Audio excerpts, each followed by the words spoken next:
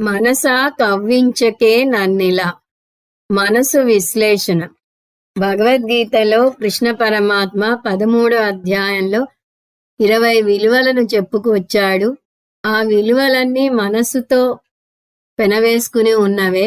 అందువల్ల మనం మనసుని వివేకంతో విశ్లేషించుకోవాలి అని పరమార్థానంద స్వామీజీ చెప్పారు. ఎలా విశ్లేషించాలో చూద్దాం. ఈ విలువలను తప్పక పెంపొందించుకోవాలి, కానీ మనసులో పొడచూపిన ఏదో ఒక అవలక్షణం వల్ల విలువలను సరిగా పెంపొందించుకోలేకపోతున్నాం.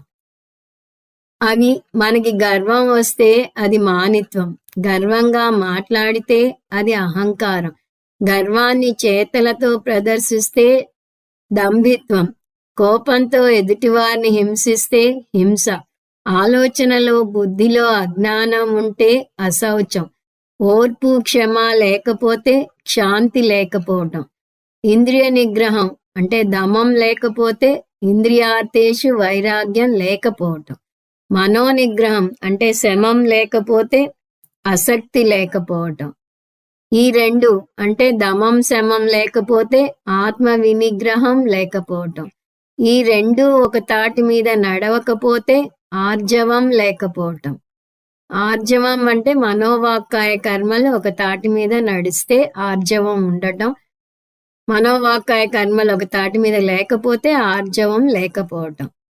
ఏదైనా పనిని అంకిత భావంతో చేయకపోతే స్థైర్యం లేకపోవటం, ఎవరి మీదైనా విపరీతమైన మమకారం ఉంటే పుత్రధార గృహాదిషు అనభిష్వంగం లేకపోవటం, శరీరానికి జన్మ మృత్యు జరా వ్యాధి దుఃఖ దోషాలు ఉంటాయి అని తెలియకపోతే ఈ దోషాలను దర్శనం చేయకపోవటం, రాగద్వేషాలు ఉంటే సమచిత్తత్వం లేకపోవటం.